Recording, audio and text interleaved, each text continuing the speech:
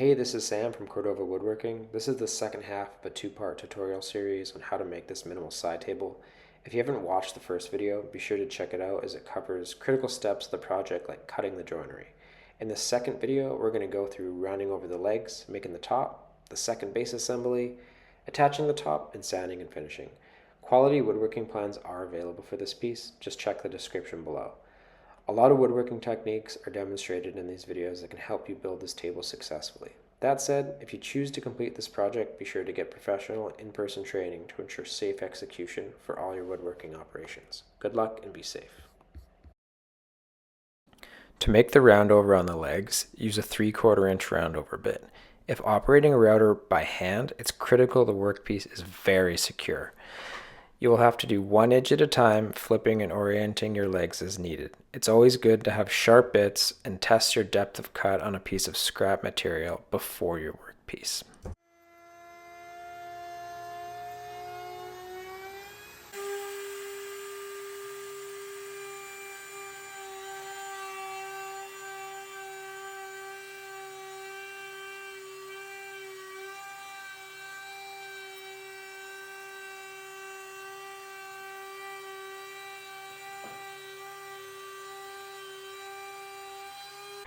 Now is a good time to sand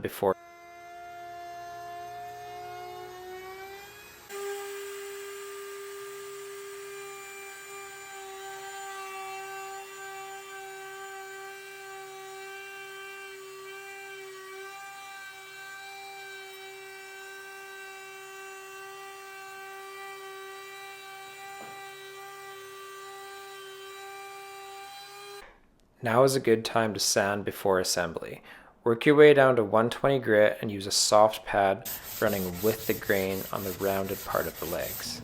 And finally, test your assembly.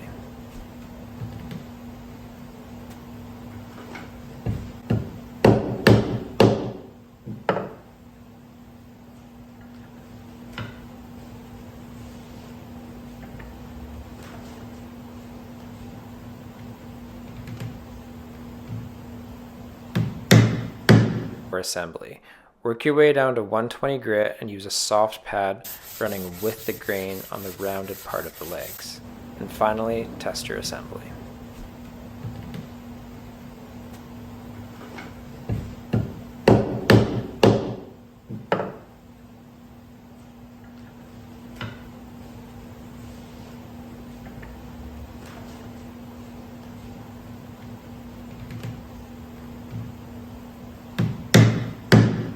The second glue up is a lot more straightforward than the first one and a lot less stressful. Regular wood glue is recommended. Just make sure you cover all of your surfaces evenly. All we're doing here is attaching the rails to the stretchers. The only minor complication here is that we need a spacer placed at the bottom of the legs to ensure they remain square. Ideally, you can cut identical 2x4s or a single piece of plywood to match the distance between the insides of the joints on the rails. You'll need 4 small clamps for the joints and 2 longer or mid-sized clamps to keep pressure on the spacer. For joints like this, I like to use F-clamps instead of quick clamps. I just find that they're a little more reliable in keeping the pressure over time. After tightening the clamps on the 4 half-lap joints, be sure to add some pressure over the spacers to ensure your assembly is square. It's always best to do a dry fit in advance of the final assembly to test for square.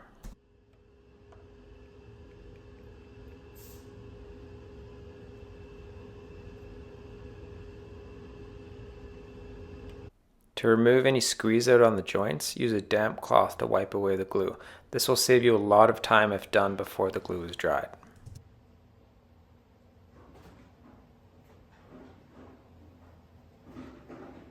So now that the base of the table is done, we're going to make the top. In general, the process is that we'll flatten one side of the board and then we'll run it through the planer to get the other side in parallel with it. We'll joint one edge, rip it on the table saw to bring it down to a parallel width. And then from there, I typically like to run it one more time on the jointer just to make sure I've got perfectly square edges. To joint the boards, we're going to use the in-out method, which I'll demonstrate shortly. We're also going to attempt to glue our boards together in a way where the rings are facing in opposite directions. and that will also help prevent cupping or warping of the boards. Making a perfectly flat panel is quite challenging, and there's a couple things we can do to help mitigate any movement in the future. Of course, we need to break down our longer board into more manageable sizes. I often like to have at least 6 inches extra on each board for panels, so I can trim off the ends if there's any snipe from the planer. The first stage in milling a board for a panel is to flatten one side of the board on your jointer. In general, most boards have some curve to them. When choosing which side to flatten first, flip it on your jointer until you notice the curve is pointing towards the ceiling. There should be a small gap between the face of the board and your jointer.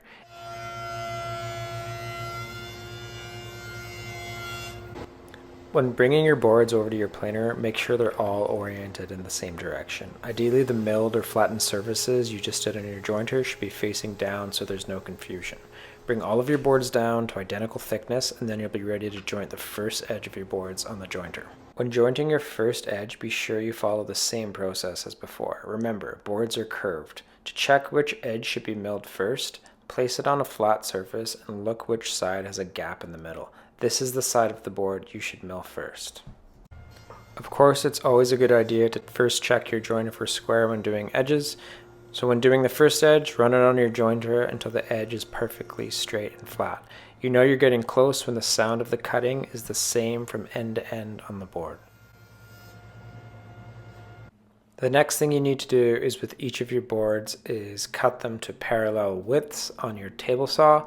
And before we do this, I apologize. I thought I was recording this when I wasn't, so you're going to have to watch me do the exact same process, but with some pieces of walnut.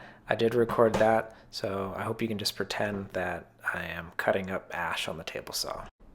Now that the boards are milled to thickness and one edge is jointed, the edges of the boards need to be brought into parallel. This is done on the table saw by running the jointed edge of each board against the fence. Be sure that the total of all the board's widths will be larger than the final width of the finished panel. We're still going to joint the edges one more time on the jointer, so don't cut them down to perfect size. To prevent the panel from cupping or warping over time, trace the direction of the tree rings like I've done here. They should be facing in opposite directions, one after the other. From here, organize your boards exactly how you would like your panel to appear.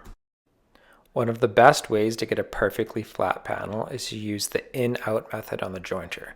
With your boards laid out how you want your final panel to appear, draw a triangle over all the boards. Then write in-out on each edge. Wherever it says in on an edge, that edge should be jointed with the writing facing in towards the jointer fence or away from you. Whenever it says out on the edge, that edge should be jointed with the writing facing out towards you. We do this because if the jointer fence is not an absolute perfect square, which it probably isn't, the opposite angles will cancel each other out, resulting in a perfectly flat board. Once you've jointed your boards, you can place them back in the correct order by referencing the triangle. You should check your panel by placing each board on top of one another. For a seamless glue up, make sure there are no gaps between the boards. It's definitely encouraged to use an alignment aid for your panel glue up. I use Festool dominoes, but if you don't have those, biscuits or dowels are a great option as well. That said, this is a really small panel, so if you use cauls with tape on one side, but the tape facing the glue, that will do an excellent job as well, keeping it really nice and flat. If you're using dowels, biscuits, or dominoes for board alignment, make sure that you mark where the dominoes, biscuits, or dowels are at each end of the board, the furthest left and the furthest right, because when you cross-cut your board down to final width, you might end up cutting through those dominoes, biscuits, or dowels, exposing them in the end grain, and that's just not a good look. We've came so far, we don't want to make that kind of mistake. What you're looking for during the glue up is a nice, even, opaque layer of glue on one edge of each of the seams. If you find glue up stressful, I recommend using Titebond number 3 as it has a longer open time than regular wood glue. Clamping pressure is critical. You don't want to over tighten your clamps or your panel will bow. Once you get a nice squeeze out on each of your seams, use a straight edge to check how flat it is. If you find your panel is bowed upwards, you can do two things. Release some of the tension or add clamps from the top to counter the pressure from the bottom. You'll have to dial in the perfect tension on the top and bottom clamps until the panel is perfectly flat. After about 30 minutes, use a scraper to remove the squeeze out. Finally, do a quick sand.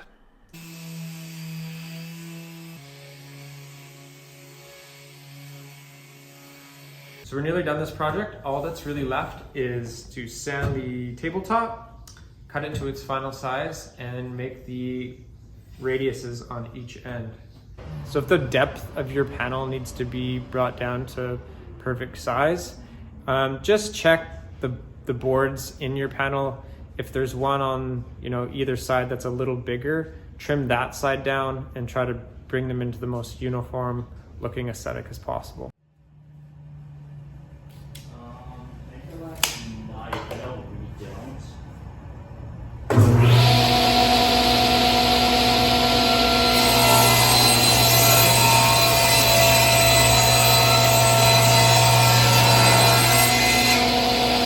Again, when doing your crust cut on each end, make sure you're not cutting through your dominoes, biscuits, or dowels. When cutting your panel to final dimension, measure your fence from your blade to get the correct length. Once you've placed your top in position with the previously cut end against the fence, release the fence so you can do the cut safely.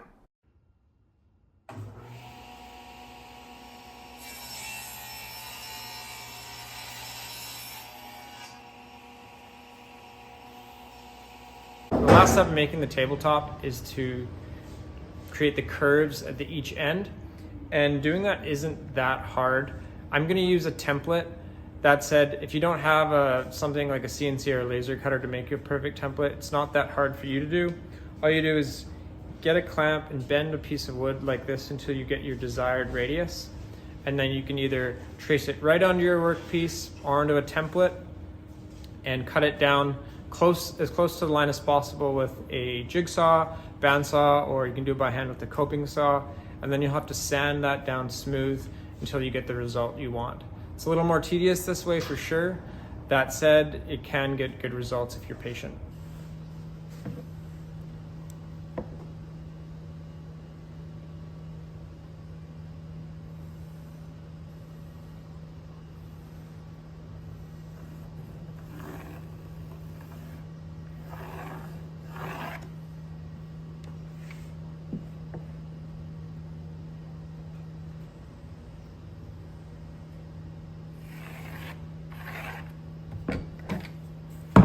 So one thing I will note about templating is you should trace your template down onto your workpiece before using your flush drum bit to remove the material creating the curve.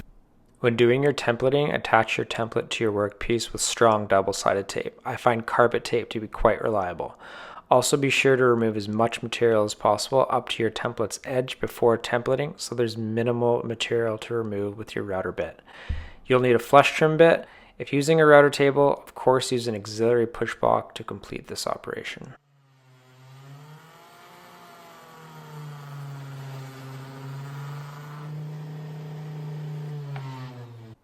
Now's a good time to sand your panel down to 120 grit before doing a grain raise. Doing a grain raise is very straightforward. The reason this is done is because when finish is applied, the wood grade can stand up and create a rough surface. Raising the grain in advance of this and sanding afterward ensures a very smooth finish to your piece. Spray your entire workpiece with water, including the end grade until wet. Do a quick wipe and let dry. Once dry, you'll notice it is rougher than before and the grain is standing up. Now it's time to sand. Before doing the edge detailing with a small roundover bit, I rounded the corners. I just used a small block of wood with sandpaper wrapped around it. Technically, this could have been taken care of during a templating operation, but I don't mind these small tasks by hand.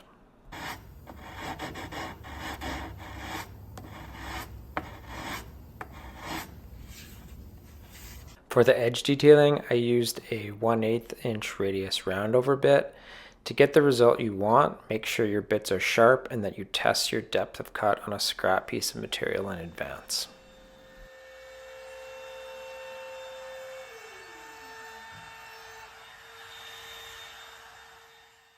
So now that we're done the tabletop, it's time to start thinking about applying finish and how we're going to attach the top to the base. To attach the top to the base, we're going to use figure 8 hardware fasteners. They're a great option for a smaller piece since they're very secure, easy to install, and allow for wood movement. You'll need a drill, a 7/8 or 1-inch Forstner bit, and some small screws. The first thing you should do is clearly mark out where you want your fasteners to go. To do that, place them on your workpiece one by one. Draw a small mark about a 1/4 inch offset from the rail's edge.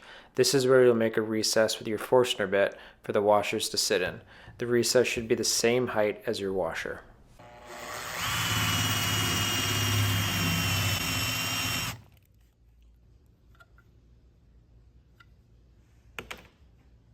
Before you install the screws, make sure you use a 1/16 inch bit to make a quick pilot hole for the screws. When you attach the washers with the screws, make sure you don't over tighten. Also, when the screws do become tight, it's likely the washers will pivot. Move them back so they're perpendicular with the rails. This allows for maximum wood movement in both directions. So now that the fasteners are on the base, it's ready to be attached to the tabletop. But first, to do that, we have to do a couple quick steps to make sure we understand how to get this centered, how to get the base centered on our tabletop. So the first step is to draw a small X in the center of the panel, the bottom of the panel, connecting each corner. Now we know where exactly the center of our board is from left to right and front to back. Take that measurement, so mine's 6 inches, and I'm going to mark out 6 inches on each end.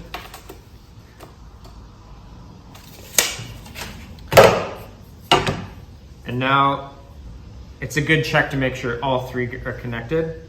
Draw a line from each end out. And now on the base, I've already marked out the center of my rails.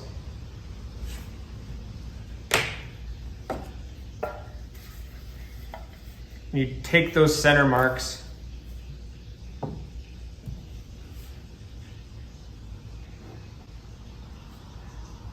and line them up with the two lines you made previously. And now from here we know that the base is centered front to back. Now it's time to center it side to side. And that's pretty quick and easy. Just make sure that you shift the base from left to right so these measurements are identical.